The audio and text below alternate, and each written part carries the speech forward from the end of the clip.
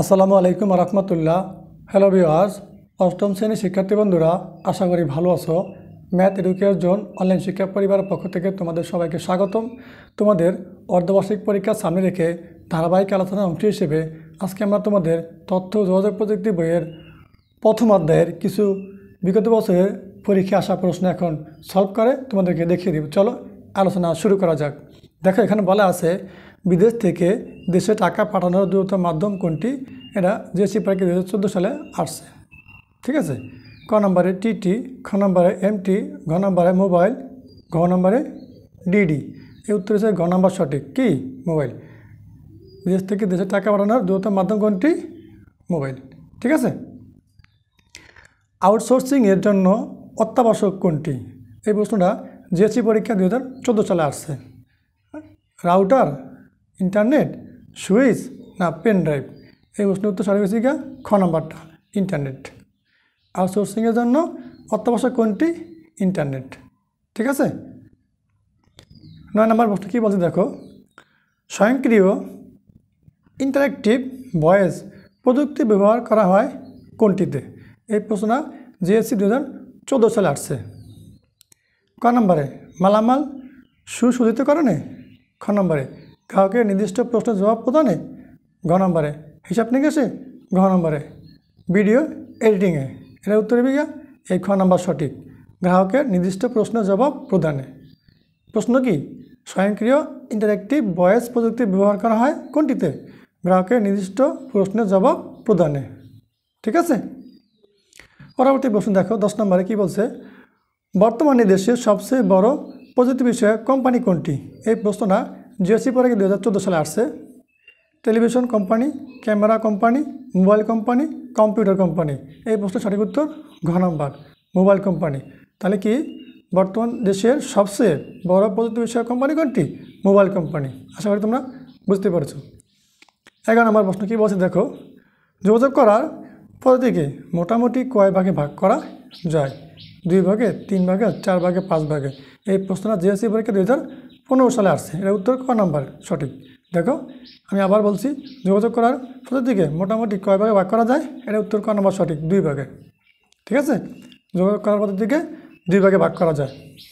12 নম্বর প্রশ্ন কী বলছে দেখো, 2013 সালের ফেব্রুয়ারি মাসের হিসাব অনুযায়ী বাংলাদেশে মোবাইল গ্রাহকের সংখ্যা কত? এই প্রশ্নটা জিএসসি পরীক্ষা 2015 সালে আসছে।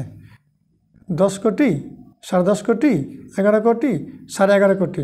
এটা খ নম্বর সঠিক, 10.5 কোটি। 2013 সালের ফেব্রুয়ারি মাসের হিসাব অনুযায়ী বাংলাদেশে মোবাইল গ্রাহকের সংখ্যা কত? 10.5 কোটি। ঠিক আছে। দেখো, পরবর্তী প্রশ্ন কী বলছে, 13 নম্বরে কোনটি বাংলাদেশ সরকারের জাতীয় ওয়েব পোর্টাল? খুবই গুরুত্বপূর্ণ প্রশ্ন। ঠিক আছে। এই প্রশ্নটা জিএসসি 2015 সালে আসছে, যে www.bangladesh.gov.bd।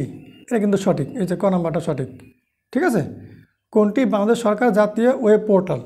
এটা সঠিক হচ্ছে ক, www.bangladesh.gov.bd। ঠিক আছে। এই ক নম্বর সঠিক, খুবই গুরুত্বপূর্ণ প্রশ্ন। তারপর কী বলছে পরবর্তী প্রশ্নে, 14 নম্বরে সংযুক্তি উৎপাদনশীলতা উক্তিটি কার? এই প্রশ্ন জিএসসি পরীক্ষা 2016 সালে আসছে। ক নম্বরে ডক্টর জাফর ইকবালের, খ নম্বরে ডক্টর ইকবাল কাদির, ঘ নম্বরে ডক্টর ইমন হোসেন, ঘ নম্বরে ডক্টর ইকবাল হোসেন?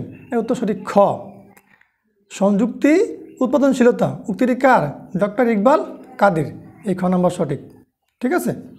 15 নম্বর প্রশ্ন কী বলছে দেখো, কোনো ব্যবসা প্রতিষ্ঠানের বিভিন্ন দপ্তরগুলোর মধ্যকার নিজস্ব যোগাযোগ রক্ষা করার গ্রহণযোগ্য মাধ্যম কোনটি? এই প্রশ্নটা জিএসসি পরীক্ষা 2016 সালে আসছে। ইন্টারনেট মানে একটা হচ্ছে ইন্টারনেট আর একটা ইন্ট্রানেট, ইমেইল, ফেসবুক? এই প্রশ্নের তো সঠিক উত্তর খ, কোনো ব্যবসা প্রতিষ্ঠানের বিভিন্ন দপ্তরগুলোর মধ্যকার নিজস্ব যোগাযোগ রক্ষার গ্রহণযোগ্য মাধ্যম কোনটি? ইন্টারনেট। এই যে খ নম্বর প্রশ্ন তো সঠিক। ঠিক আছে, ইন্ট্রানেট। তারপর 8 প্রশ্ন দেখো, 16 নম্বরে ইপিওএস এর পুনরূপ কি? এই প্রশ্নটা জিএসসি পরীক্ষা 2016 সালে আসছে। এটা সঠিক উত্তর হচ্ছে গহ, ইলেকট্রনিক পয়েন্ট অফ সেল। ইপিএসের পুনরূপ কি পরীক্ষা আসে অথবা ফুল মিনিং আসে? ইপিএসের পুনরূপ কি? Electronic point of sale. ঠিক আছে, এই গ নাম্বার সঠিক। 17 নম্বর প্রশ্ন, বাংলাদেশ সরকারের জাতীয় ওয়েব পোর্টাল কোনটি? এটা এই যে 13 নম্বর প্রশ্নের উত্তরটা আছে। দেখো এখানে আবার আসছে 2016 সালে জিএসসি পরীক্ষা আসছে যে বাংলাদেশ সরকার জাতীয় ওয়েব পোর্টাল কোনটি? এটা দেখে www.bangladesh.gov.bd, এই ঘ নম্বর প্রশ্ন উত্তর সঠিক।